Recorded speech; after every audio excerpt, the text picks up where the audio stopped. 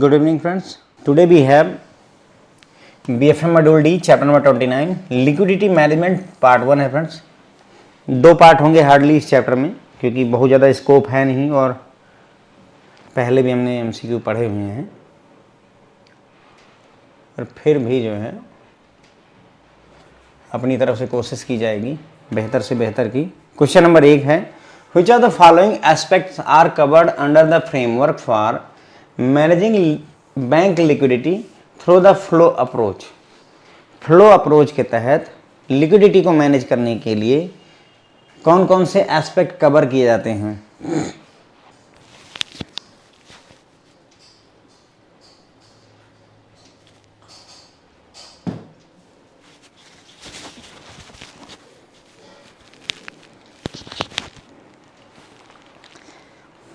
ये चैप्टर थोड़ा टेढ़ा है, लगभग क्वेश्चन आपके इसी तरीके के होने वाले हैं बहुत सारे।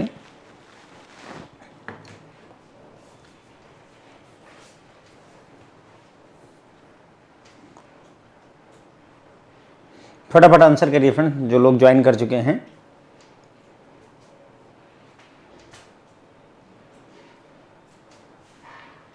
तो सवाल ये है कि इसमें से कौन कौन से एस्पेक्ट जो है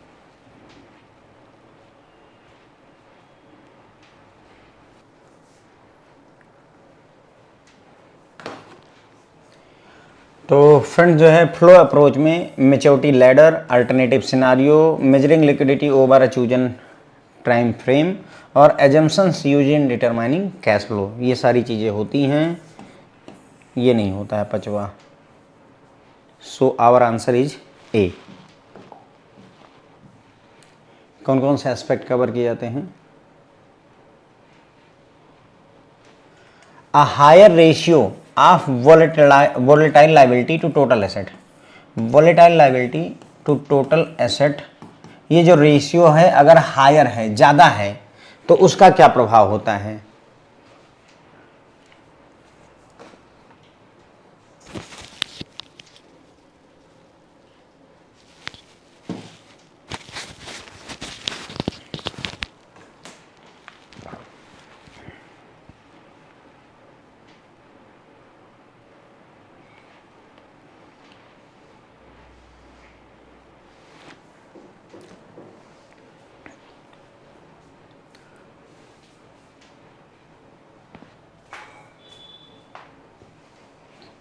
तो वोलेटाइल लाइबिलिटी अगर ज़्यादा होगी, यानी कि ये जो रेशियो है हायर होगा, तो वोलेटाइल लाइबिलिटी हमारे पास ज़्यादा होगी। जो ऐसी लाइबिलिटी जो मतलब मेच्योर हो रही है, फटाफट अप्स एंड डाउन्स हो रहे हैं, कुछ ऐसा, तो उस केस में फ्रेंड्स जो है हमें हायर लिक्विडिटी रिस्क फेस करना पड़ेगा।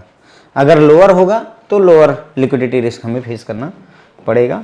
तो ये है, देखिए, ratio of volatile liability to total asset जो होता है। Volatile liability like market borrowings are to be assessed and compared with the total asset. Market से जो हमने बारो वगैरह कर रखा है उसको टोटल एसेट से कंपेयर करना चाहिए। Higher portion of volatile assets will cause higher problem of liquidity, therefore the lower the ratio better it is. ज़्यादा कम रहेगा रेशियो तो फायदे का सौदा होगा।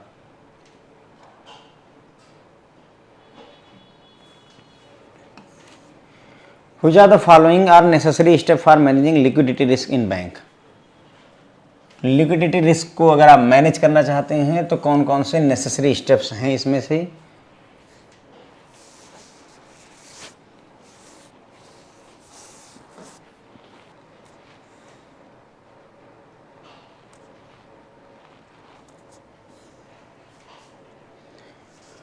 लिक्विडिटी रिस्क को मैनेज करने के लिए पहला, develop a structure for managing liquidity risk. एक स्ट्रक्चर डेवलप करना होगा।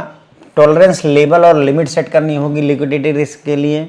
स्टाफ की परफॉर्मेंस लिक्विडिटी रिस्क से कोई लेना देना नहीं है। मेजर करना होगा और मैनेज करना होगा लिक्विडिटी रिस्क को, ठीक है।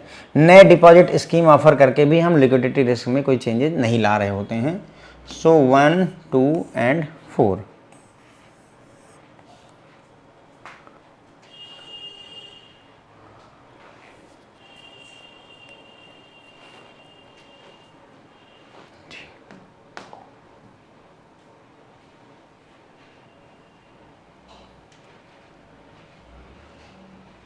क्वेश्चन नंबर 4 है, ये एग्जाम में आया हुआ क्वेश्चन है। Which are the following risk is not covered under other categories of liquidity risk. Liquidity risk 3 तरीके के होते हैं, तो उनमें से कौन सा नहीं आता है।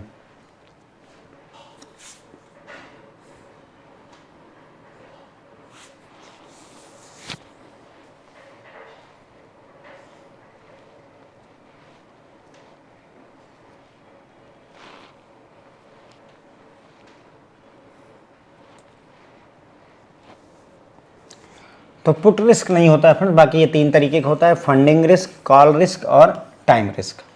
लिक्विडिटी रिस्क 3 तरीके के होते हैं, फंडिंग, टाइम और call risk. Categories of liquidity risk.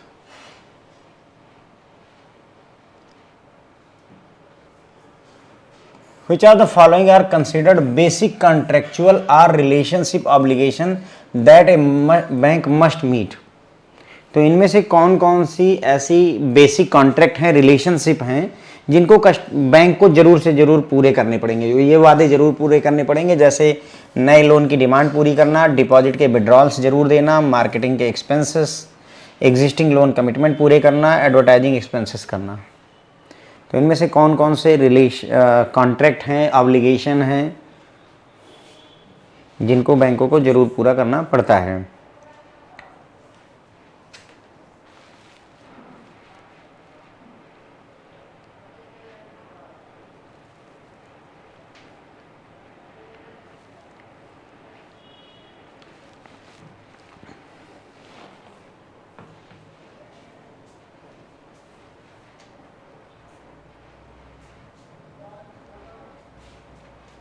तो बैंक को चाहिए कि अगर नए लोन की डिमांड आए तो ज़रूर पूरी करें, डिपॉजिट विड्रॉल के लिए कस्टमर आता है ज़रूर करने होंगे, और एग्जिस्टिंग कोई लोन की कमिटमेंट है तो उसको भी पूरा करना नेसेसरी हो जाता है। मार्केटिंग पर खर्चा करना है, एडवर्टाइजमेंट पर एक्सपेंस करना है, ऐसी कोई कॉन्ट्रैक्ट जो है पूरा करना नेसेसरी नहीं होता, ये बैंक की अपनी मर्जी पर होता है, राइट।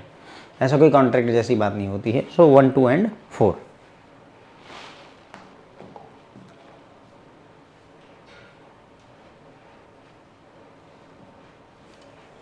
क्वेश्चन नंबर 6 है, ये क्वेश्चन भी एग्जाम में पूछा जा चुका है friends. Okay, the 2 liquidity ratios that were introduced under Basel 3 to address bank liquidity risk.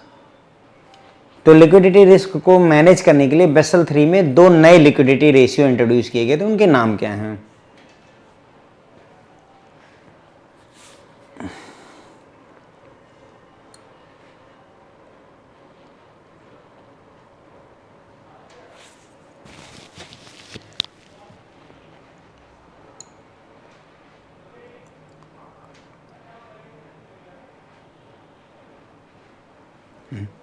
ये 2 हैं, LCR और NSFR, लिक्विडिटी कवरेज रेशियो और नेट स्टेबल फंडिंग रेशियो। ये दोनों बेसल 3 में आए थे। लिक्विडिटी रिस्क को मैनेज करने के लिए 2 नए लिक्विडिटी रेशियो इंट्रोड्यूस किए गए थे। इन पर पूरा एक चैप्टर है, LCR और NSFR पर अपन डिस्कस कर चुके हैं।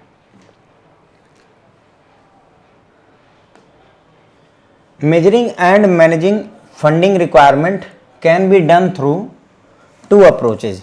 One is stock approach, what is the second one. तो फंडिंग रिक्वायरमेंट को मेजर करने के लिए, मैनेज करने के लिए हम 2 अप्रोच अपना सकते हैं। एक होती है स्टॉक अप्रोच, तो दूसरी अप्रोच का नाम क्या है।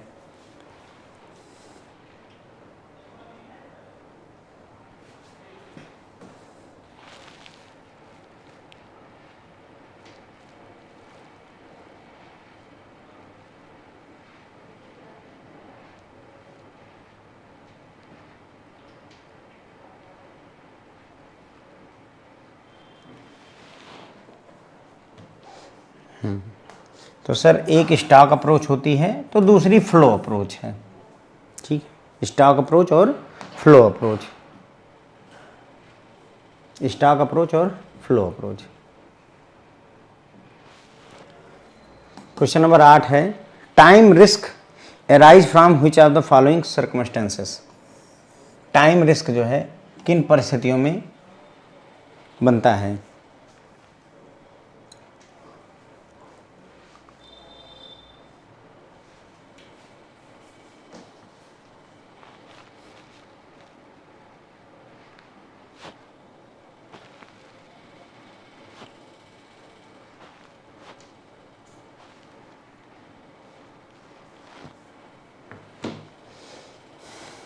लिक्विडिटी रिस्क 3 तरीके के होते हैं, फंडिंग, टाइम और कॉल। तो सवाल यह है कि जो टाइम रिस्क होता है वो किन परिस्थितियों में अराइज होता है। पहला, severe deterioration in asset quality हो जाए। दूसरा, स्टैंडर्ड एसेट जो है आपका एनपीए हो जाए। तीसरा, परमानेंट प्रॉब्लम हो जाए रिकवरी में। चौथा, time involve in managing liquidity. तो इनमें से किन वजहों से जो है टाइम रिस्क अराइज होता है।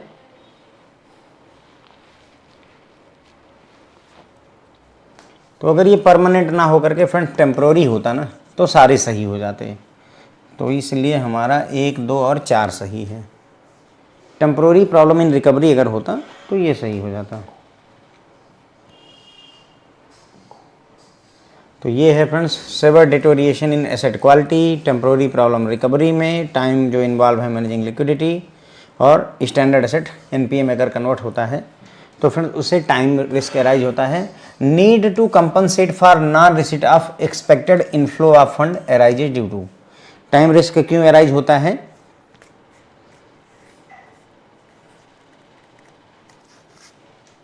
यहाँ पर need to compensate for non receipt of expected inflow of fund, जिस पैसे की आने की उम्मीद थी वो पैसा अगर नहीं आया तो उस केस में आपको टाइम रिस्क झेलना पड़ेगा। कौन सा रिस्क? टाइम रिस्क झेलना पड़ेगा। जो फंड आना था वो नहीं आया समय पर, इसकी वजह से आपको टाइम रिस्क फेस करना पड़ता है। In which of the following situation can lead to call risk. Bank को किन किन सिचुएशन में कॉल रिस्क फेस करना पड़ता है?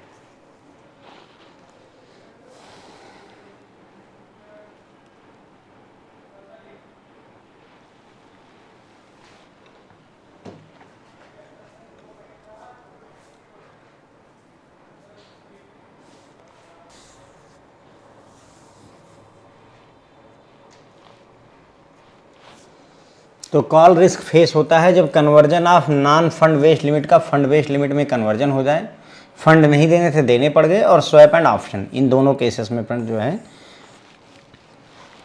कॉल रिस्क फेस करना पड़ता है। ए हो जाएगा हमारा answer. Call risk, crystallisation of contingent liability, contingent liability का crystallisation and inability to undertake profitable business initiative when desirable, तो उसे फ्रेंड जो है कॉल रिस्क कहते हैं। कॉल रिस्क कब कहेंगे? जब हमारी कंटिजेंट लाइबिलिटी क्रिस्टलाइज हो जाए और प्रॉफिटेबल हम बिजनेस ले सकते हैं लेकिन ले नहीं पा रहे हैं पैसों की वजह से, तो उस केस में फ्रेंड्स कॉल रिस्क अराइज होता है। और क्या क्या वजह है? Non fund based limit fund based में कन्वर्ट हो जाए, या कॉल स्वैप एंड ऑप्शन के केस में ये इश्यूज होते हैं। क्वेश्चन नंबर 10 है, which are the following are potential factor that may negatively affect a bank's liquidity. इनमें से कौन कौन से बैंक की लिक्विडिटी को निगेटिवली प्रभावित करेंगे, लिक्विडिटी में प्रॉब्लम लेकर के आएंगे?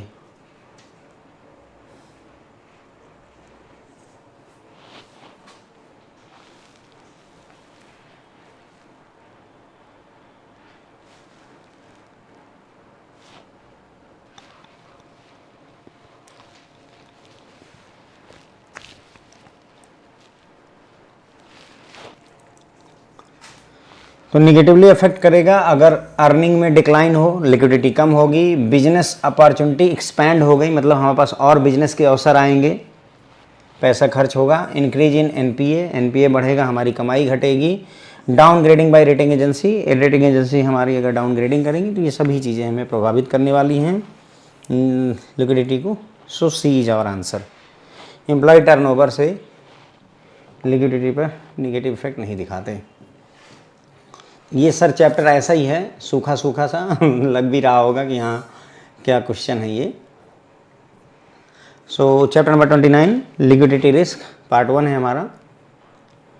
तो पहला क्वेश्चन हमने देखा कि भाई कि जो है कि जो फ्लो अप्रोच है लिक्विडिटी मैनेज करने के लिए, उसमें कौन कौन से एस्पेक्ट कवर होते हैं। तो मैच्योरिटी लैडर है, मैच्योरिटी लैडर, अल्टरनेटिव सिनारियो है, मेजर करना liquidity over a chosen time frame होता है, और उसके बाद में एजम्पशन जो यूज किए जाते हैं कैश फ्लो को डिटरमाइन करने के लिए। सो ये 4 चीज़ें यहाँ पर होती हैं। उसके बाद में है अगर हायर रेशियो है volatile liability to total asset, अगर ये रेशियो ज़्यादा है तो उसका प्रभाव क्या होगा, लिक्विडिटी रिस्क ज़्यादा रहता है। क्या होता है सर, लिक्विडिटी रिस्क ज़्यादा रहता है। फिर है इनमें से कौन कौन से स्टेप नेसेसरी हैं लिक्विडिटी रिस्क को मैनेज करने के लिए। तो एक स्ट्रक्चर डेवलप करना ज़रूरी होता है, टॉलरेंस लेवल सेट करना ज़रूरी होता है, उसके बाद में ये नहीं है ज़रूरी, मेजरिंग और मैनेजिंग लिक्विडिटी रिस्क ये भी ज़रूरी होता है।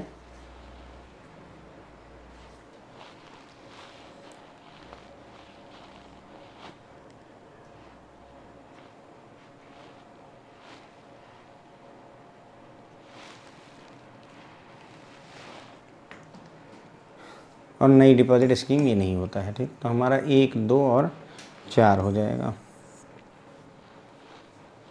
1, 2 और 4। Which of the following risk is not covered under other category of liquidity risk. तो भाई पुट रिस्क नहीं होता है, बाकी आपका फंडिंग रिस्क, कॉल रिस्क और टाइम रिस्क ये तीनों के तीनों होते हैं हमारे। ठीक है, लिक्विडिटी रिस्क के टाइप हैं, पूछा हुआ एग्जाम में क्वेश्चन है ये। फिर था इनमें से कौन कौन से जो है बेसिक कॉन्ट्रैक्ट नहीं है, कैसे कौन से हैं जो ऑब्लिगेशन नहीं है जिन्हें हमें पूरा करना है। तो न्यू लोन डिमांड अगर आती है तो पूरा करना पड़ेगा।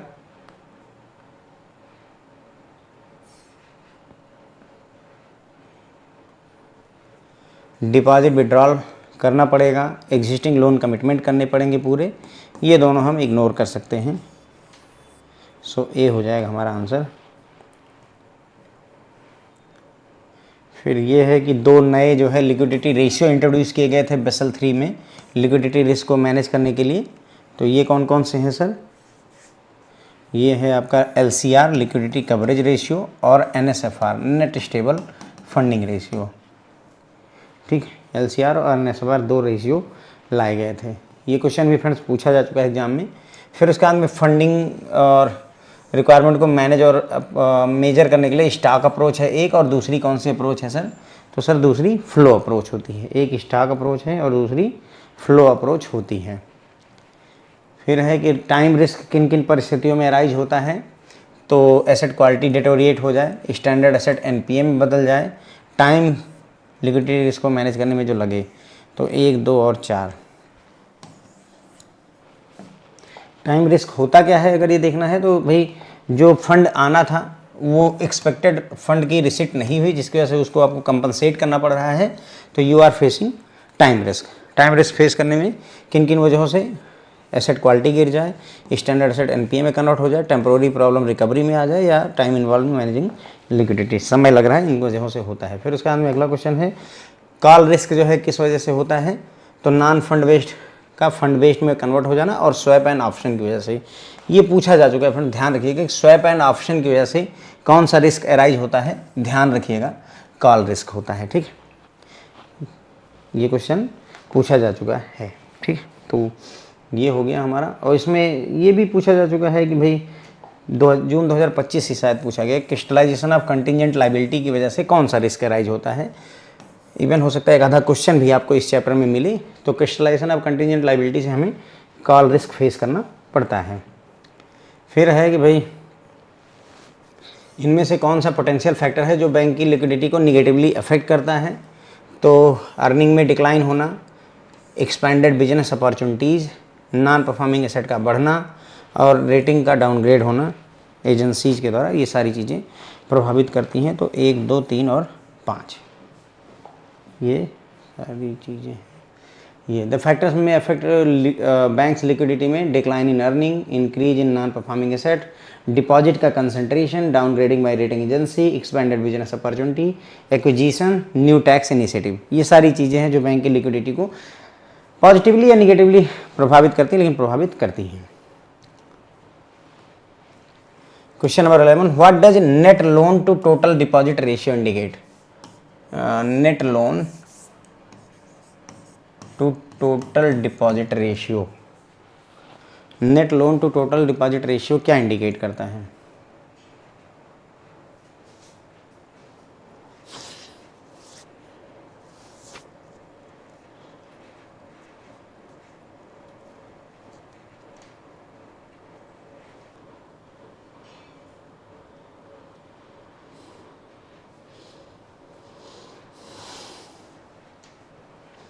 तो ये होता है friends, loan to be treated, loan is treated to be a less liquid asset and therefore lower the ratio better it is.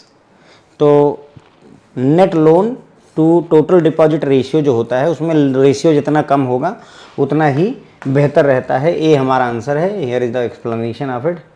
It reflects the ratio of loan to total public deposit, है ना, कितना loan है और divided by कितना हमारे पास public deposit है या core deposit है। Total loan in this ratio represent the net advances after deduction of provision, यानी कि जो लोन है वो हमारा क्या रिप्रेजेंट करता है, कितना हमने लोन दिया उसमें से प्रोविजन घटा करके, ठीक है। उसके बाद में loan is treated to be less liquid asset and therefore the lower ratio better it is. तो अगर ये रेशियो लो रहेगा तो हमारे लिए फायदे का सौदा है।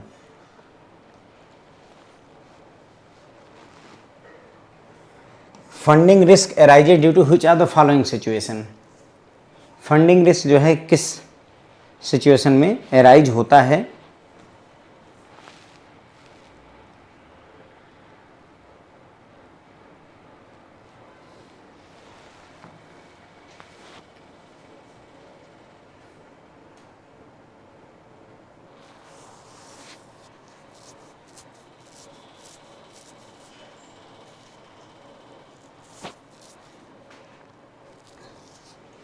Fraud causing substantial loss, funding risk, loss of confidence और liabilities in foreign currencies.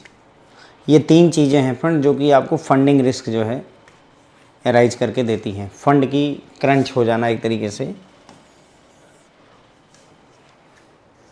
Fraud की वजह से पैसे की मतलब लॉस हो गया, पैसे की कमी हो जाएगी, कॉन्फिडेंस का लॉस होगा अगर, तो क्या होगा कि जनता पैसे लेकर के भगने लगेगी अपना, तो उस केस में भी आपको फंडिंग रिस्क। और लाइबिलिटी इन फॉरेन करेंसीज में होंगी तो वहाँ अगर जो है फॉरेन एक्सचेंज में एक्सचेंज रिस्क अगर आपको फेस करना पड़ेगा तो इसकी वजह से भी जो है आपका फंडिंग रिस्क आपको फेस करना पड़ेगा। तो 1, 2 और 5 है। देखिए फंडिंग रिस्क क्या होता है अगर देखा जाए, need to replace net outflow due to unanticipated withdrawal, premature closure of deposit, non renewal of deposit arises due to, ठीक है। तो फंडिंग रिस्क कब होता है?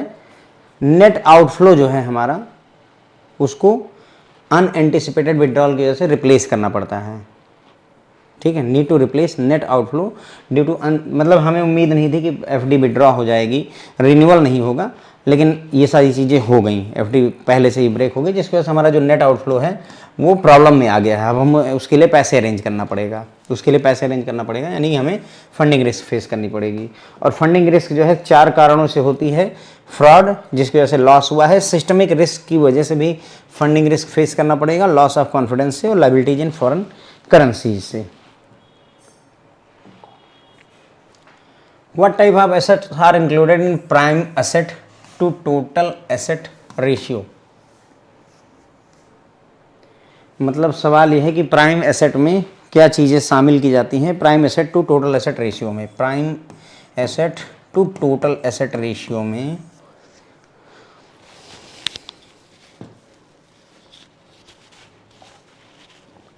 सोएब सर मॉड्यूल सी में चैप्टर नंबर 24 में हमने देखा था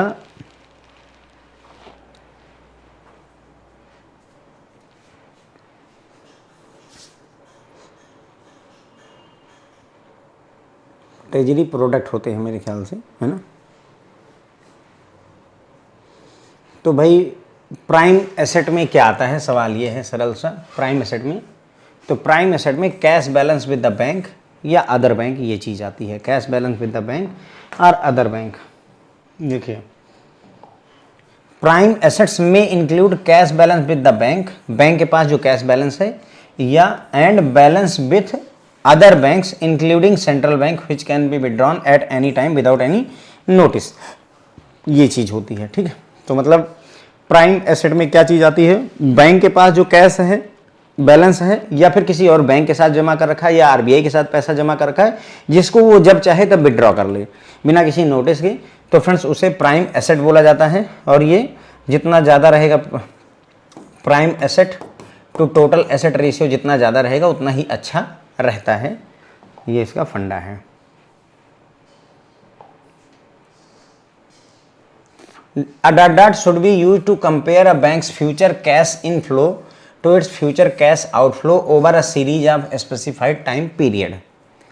तो क्या यूज किया जाना चाहिए जिसमें हम कंपेयर करते हैं कि बैंक का फ्यूचर में कितना कैश इनफ्लो होने वाला है, कितना कैश आउटफ्लो होने वाला है स्पेसिफाइड टाइम पीरियड में, जैसे अगले दिन, नेक्स्ट डे, है ना, अगले 2 से 7 दिन में, 14 से 28 दिन में, समथिंग लाइक दैट। ऐसा कुछ हम कंपेयर करें कि भाई जो है कितना कैश इनफ्लो होने वाला, कैश कितना आउटफ्लो होना है एक विशेष टाइम पीरियड के दौरान में। तो इस चीज़ के लिए हम क्या यूज करते हैं? Cash flow statement, contingency plan, liquidity ratio या मैच्योरिटी लैडर। कैश इनफ्लो तो उसी के साथ लिखा है भाई, जो ये इनफ्लो कह रहे हैं ना, कैश इनफ्लो। तो कैश इनफ्लो कहाँ से आता है वो बात लिखी हुई है, इसको हम इग्नोर भी कर सकते हैं, कोई बड़ी बात नहीं है। तो dot dot should be use to compare, तो मैच्योरिटी लैडर यूज किया था friends. Okay, maturity ladder should be use to compare bank's future cash inflow.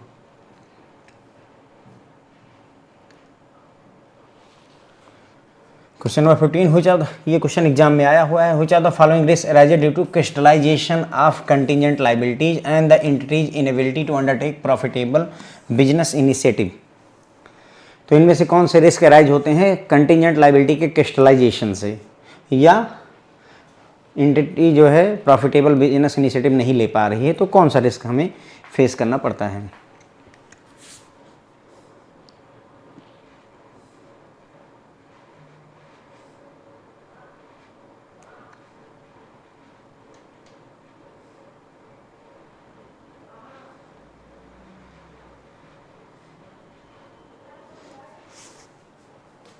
अभी अपने बात भी करी थी, याद होगा आपको। हाँ, कॉल और कंटिजेंट याद रखिए, है ना। Contingent, crystallisation, call, C crystallisation, C for call, ऐसे भी याद रख सकते हैं। तो बस फ्रेंड्स 15 क्वेश्चंस यहाँ पर हो जाते हैं हमारे। कुछ हद तक ऐसा लग रहा हो ना IBF टाइप का पेपर ये जो है, मतलब ये घटिया जो है, बहुत अच्छा पेपर, मतलब चैप्टर नहीं है फ्रेंड्स, में बहुत ज़्यादा स्कोप भी नहीं दिखती है। तो पहला क्वेश्चन है कि net loan to total deposit ratio क्या इंडिकेट करता है? तो भाई नेट लोन, ये जो है लोन जो होता है उसे लेस लिक्विड माना जाता है, इसलिए जितना कम हो ये रेशियो उतना ही बेहतर रहता है। नहीं, पुट रिस्क बोल के कुछ नहीं होता है, मैंने अपनी तरफ से रख दिया है, जैसे कॉल ऑप्शन पुट ऑप्शन होता है वहीं से बना दिया है। पुट रिस्क भाई मेरी समझ से तो नहीं कभी जिक्र मैंने देखा है। फंडिंग रिस्क जो है किन वजहों से होता है, किन सिचुएशन में? तो फ्रॉड की वजह से, कॉन्फिडेंस का लॉस होने की वजह से, लायबिलिटी इन फॉरेन करेंसी की वजह से होता है। तो 1, 2 और 5 हो जाएगा। अभी याद है अपने ने बात की थी कि स्वैप और ऑप्शन की वजह से कौन सा रिस्क अराइज होता है? अभी हमने बात जो है करी थी कि स्वैप और ऑप्शन की वजह से कौन सा रिस्क होता है? 3, फंडिंग, कॉल और एक और था, फंडिंग, कॉल और टाइम। तो स्वैप और ऑप्शन की वजह से कौन सा होता है? कोई बात नहीं सर, आज क्वेश्चन वैसे ही हैं, सूखे सूखे से।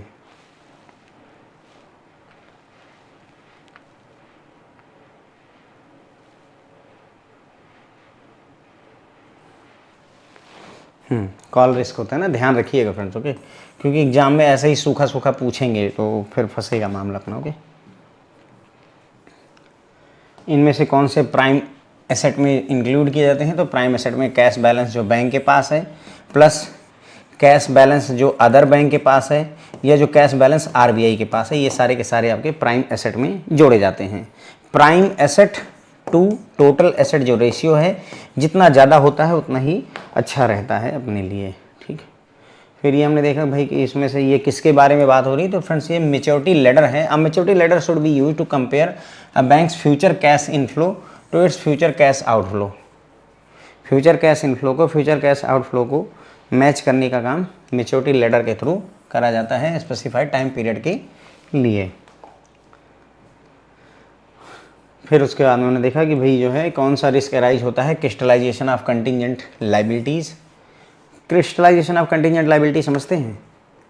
कंटिजेंट लायबिलिटी का मतलब होता है ऐसी लायबिलिटी जो आकस्मिक हो। जैसे मान लीजिए कि आपके घर में जो है किसी की तबीयत अचानक ख़राब हो जाए, तो ये कंटिजेंट सिचुएशन है, बाढ़ आ गई है ना, अचानक से कुछ ऐसा हो जाए जिसकी उम्मीद ना हो, तो उसी तरीके से लेटर ऑफ क्रेडिट जो होते हैं या बैंक गारंटी जो होती है, इसमें क्या होता है फ्रेंड्स कि ये जो है इमीडिएटली कैश नहीं चाहिए होता है, कभी ज़रूरत पड़ेगी। जैसे बैंक गारंटी जब इन्वोक होगी, लेटर ऑफ क्रेडिट जब आएगा डॉक्यूमेंट के साथ में, तब पे करना होगा।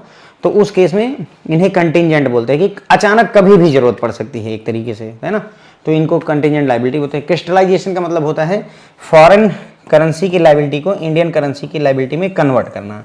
फॉरेन करेंसी की लायबिलिटी को इंडियन करेंसी की लायबिलिटी में कन्वर्ट करना क्रिस्टलाइजेशन कहलाता है। तो क्रिस्टलाइजेशन ऑफ कंटिजेंट लायबिलिटी का ये पूरा फंडा होता है, और ये जो है आपका कॉल रिस्क को जन्म देता है।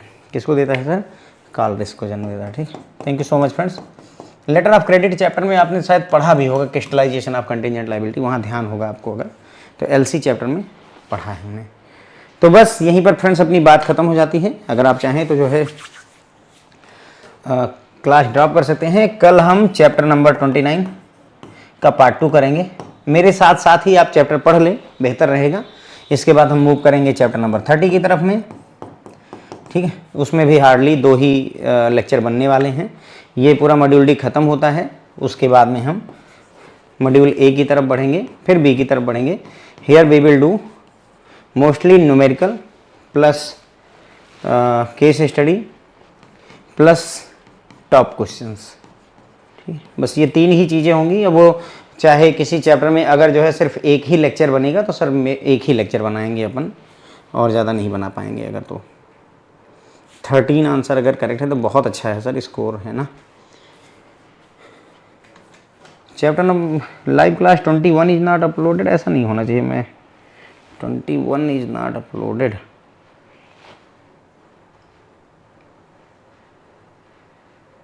मैं एक बार चेक करवा लेता हूँ। चैप्टर नंबर 21 लाइव क्लास में 21 नंबर क्लास क्यों नहीं है।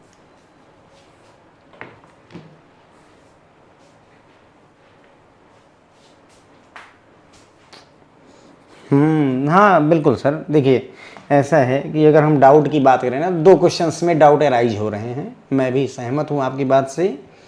कौन कौन से? जहाँ पर अपना दिमाग लगता है कि हाँ यहाँ गड़बड़ हो रखी है। जैसे एक जैसे ये क्वेश्चन है, देखो इनमें से कौन सा पोटेंशियली निगेटिवली अफेक्ट करता है? तो भाई एक्सपैंडेड बिजनेस अपॉर्चुनिटी से तो लिक्विडिटी कम नहीं होनी चाहिए, है ना। बिजनेस अपॉर्चुनिटी बढ़ेगी तो हमारी लिक्विडिटी बढ़नी चाहिए, है ना।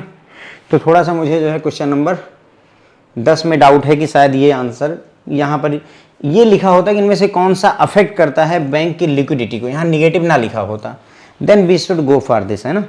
लेकिन नहीं, तो यहाँ थोड़ा सा मुझे एक हल्का सा डाउट है क्वेश्चन नंबर 10 में। मैं देख लूँगा, चेक कर लूँगा। और एक क्वेश्चन नंबर और था, एक मिनट रुकिएगा, यहीं पर और कुछ था। क्वेश्चन नंबर 10 देखते हैं दोबारा से। डाउनग्रेडिंग रेटिंग एजेंसी, अब देखो ऐसे मतलब क्या ही कहें, क्योंकि बहुत सारे लॉजिक लड़ाने लगो तो सब लॉजिकली सही लगने लगता है। क्वेश्चन नंबर 3 में भी डाउट है, जैसे ये है कौन सा था, हाँ ये वाला। अब क्वेश्चन नंबर 3 में प्रॉब्लम क्या है कि इनमें से कौन से नेसेसरी स्टेप हैं लिक्विडिटी रिस्क को मैनेज करने के लिए।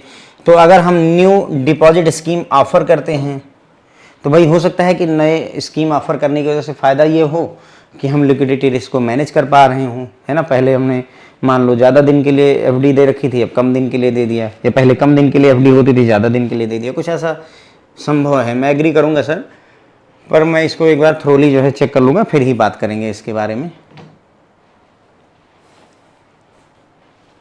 ठीक है sir, thank you so much सभी को, गुड नाइट मेरी तरफ से। कल मिलता हूँ मैं आपको, चैप्टर नंबर 29 का पार्ट 2 करेंगे। मेरे साथ साथ में ही अगर आप इसके रिकॉर्डेड सेशन देख पाएँ तो ज़्यादा अच्छा रहेगा, आपका निपट जाएगा मामला इसी समय। ठीक है, thank you so much friends.